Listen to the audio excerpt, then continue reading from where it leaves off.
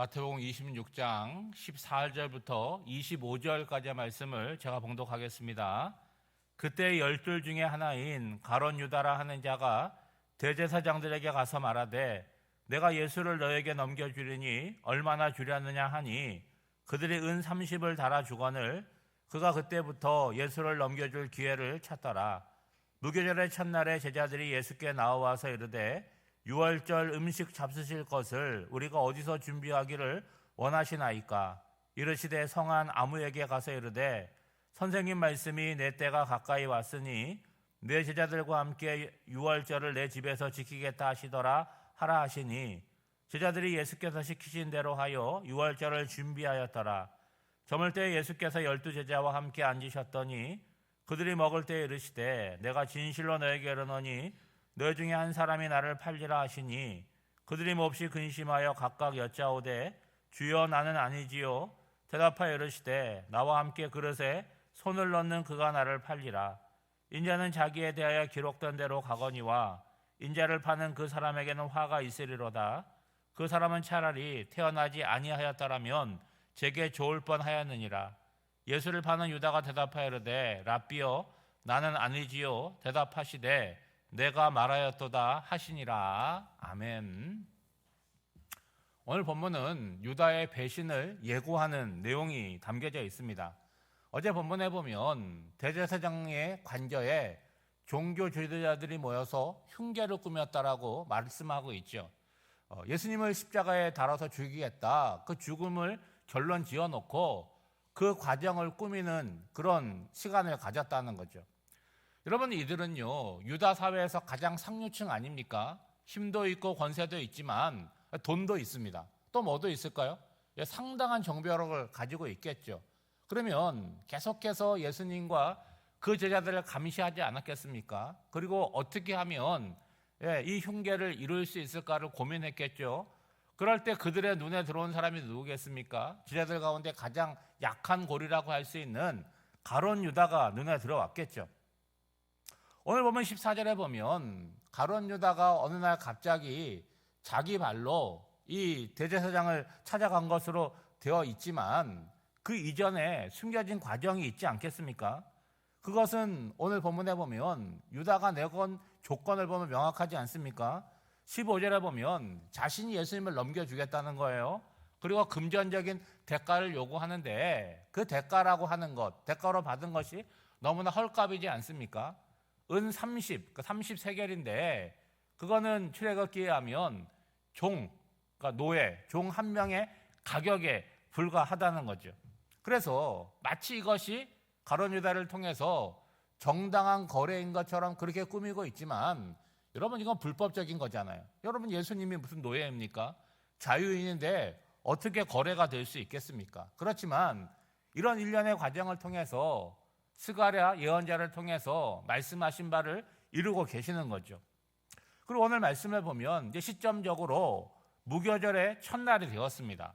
여러분 유월절은 우리에게 굉장히 익숙한 절기인데 이 무교절은 또 뭔가 할 수 있는데 여러분 성경에 보면 유월절과 무교절이 거의 같은 의미로 사용이 됩니다. 조금 구분해서 말씀을 드리면 유월절이라고 하는 건 하루인 거예요. 이스라엘 백성들이 애굽을 떠나오던 그날이 바로 유월절이고 무교절이라고 하는 것은 유월절로부터 해서 장장 7일 동안 누룩을 넣지 않는 그 무교병을 먹는 그 일주일의 절기를 전체를 무교절이라고 부르는 거죠. 여러분 이 절기는 굉장히 중요하지 않습니까? 이스라엘 백성들이 노예였는데 이 유월절을 통해서 뭐가 된 거예요? 자유인이 된 거잖아요. 무엇보다도 하나님의 백성으로 새롭게 출발한 날이 바로 유월절이고 무교절이라고 하는 거죠. 그래서 일반적으로 우리가 쓰는 달력이 있지만 유대력으로 할 때는 이 유월절에 있는 그 달을 새해로 얘기합니다. 한 해의 첫 달이 되는 것이고 3대 명절을 얘기하고 있지만 이 유월절이 이스라엘 백성들에게는 독립기념일이 될 수도 있고 가장 중요한 절기가 되는 거죠. 여러분 예수님의 십자가 죽음이 다른 날, 다른 절기가 아니라 유월절에 있다는 것은 아주 중요한 의미를 가지고 있습니다. 여러분 유월절은 뭐가 꼭 있어야 됩니까? 어린 양의 희생이 있어야 되는 거예요. 그래서 무교절이 무교절의 첫날에는 그 유월절의 식사를 준비하게 되는데, 식사를 준비할 때 가장 중요한 건 뭐냐? 함께 나누어 먹을 수 있는 어린 양을 잡는 것입니다. 여러분, 출애굽 당시를 생각해 보면 어린 양을 잡아서 어떻게 합니까? 그 피를 명령하신 대로 임방과 문설주에 발랐습니다. 그 행위는 별거 아닌 것 같지만 그 행위를 통해서 죽음이 그 집을 넘어가잖아요. 그래서 영어로 패스오버입니다. 그리고 한자어로 유월, 그래서 유월절이 되는 거죠. 이제는 예수님께서 어린 양을 대신해서 유월절에 희생이 되시는 것입니다.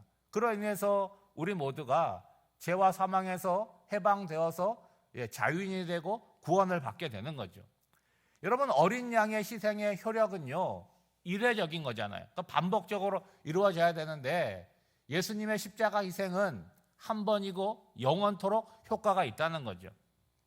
이 유월절 식사가 예수님과 제자들이 나누는 마지막 식사입니다. 우리가 소위 얘기하듯이 최후의 만찬인 거죠. 제자들은 예수님께 여쭈어보고 장소를 정하고 유월절 식사를 준비했습니다. 이제 해가 짐으로 이제 시작이 되는 거죠. 예수님과 제자들이 유월절 만찬을 나누는데, 여러분, 제자들의 입장에서는 예수님의 말씀을 이해하지 못했으니까 그저 유월절에 나누는 한 끼의 식사에 불과했는지는 모르겠지만 예수님은 매우 중요한 의미를 담고 이 식사의 자리를 베푸신 거예요.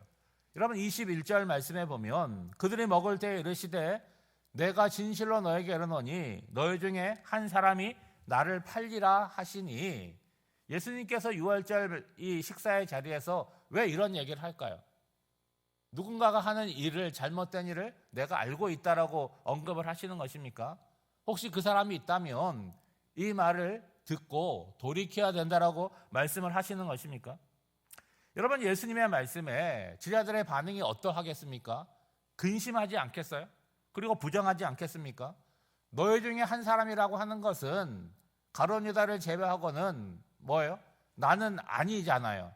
그러면 자기 동료 가운데 누군가라고 생각을 한다면 당연히 근심할 수밖에 없고 당황할 수밖에 없겠죠. 그런데 그들은 뭐라고 얘기합니까? 저는 아니겠지요. 자기는 아니라고 부정적인 반응을 보여요. 이어서 예수님께서 그 사람이 누구인지에 대한 힌트를 주십니다. 나와 함께 그릇에 손을 넣는 그가 나를 팔리라.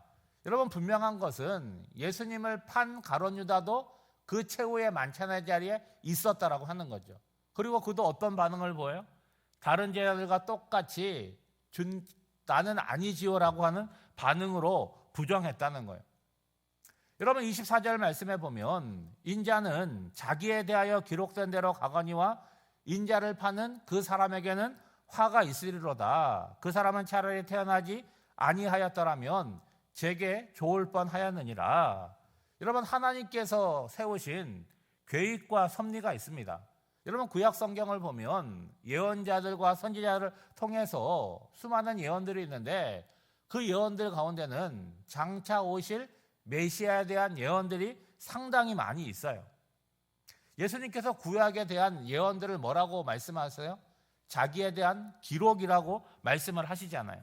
그래서 하나님의 아들인 예수님께서 이 땅에 오셔서 자기 뜻과 자기 마음대로 사신 것이 아니라, 여러분, 복음서를 보면 누구와 하신 말씀을, 성경이 하신 말씀을, 예언자가 하신 말씀을 이루려 하심이라, 그것은 태어나면서부터 이 팔리는 과정과 십자가의 죽음까지도 다 예언이 되어 있는 거죠. 그렇다면 누군가가 예수님을 팔기로 예언된 바가 있으니까, 가룟 유다가 그 역할을 감당했으니까 뭐 문제가 있느냐? 만약에 가룟 유다가 그 역할을 감당하지 않았으면 하나님의 구원의 역사가 어떻게 이루어졌겠느냐라고 말하는 사람이 있을 수 있어요.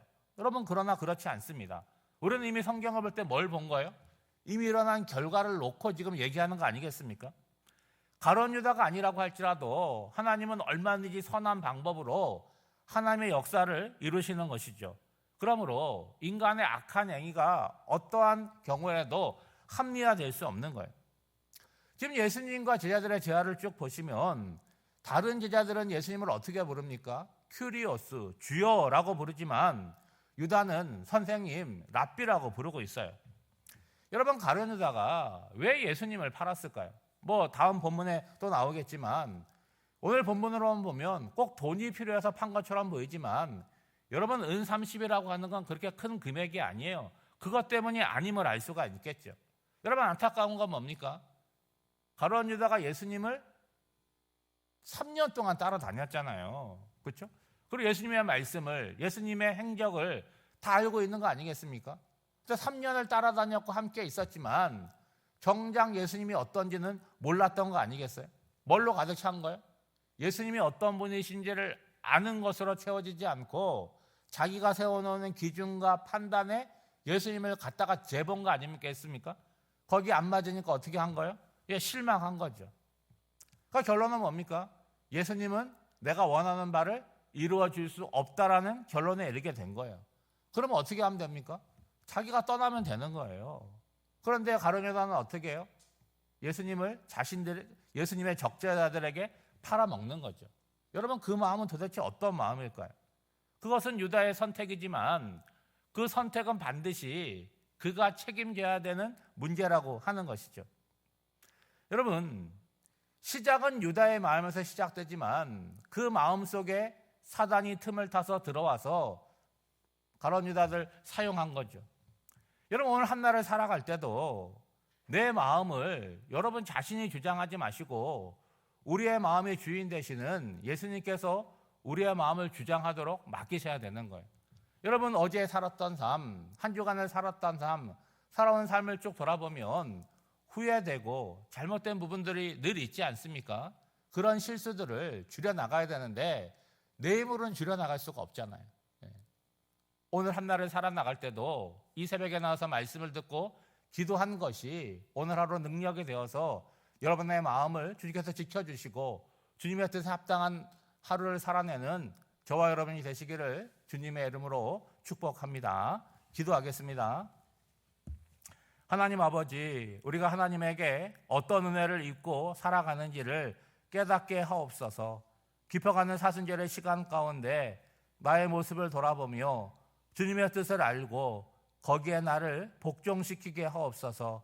우리의 마음과 입술에 파수꾼을 세우사 거짓과 불의가 틈타지 않게 하시고 항상 깨어 시험에 들지 않도록 기도하며 예수님 안에 거하게 하옵소서.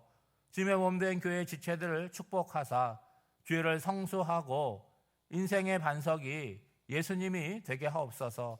세상의 부정적인 소리에 마음을 빼앗기지 않게 하사 십자가 앞에 나를 내려놓고 전능자의 그늘 아래 살아가게 하옵소서.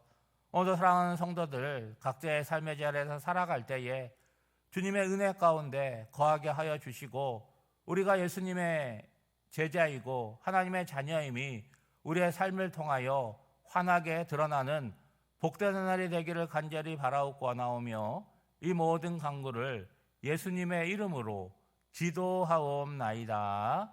아멘.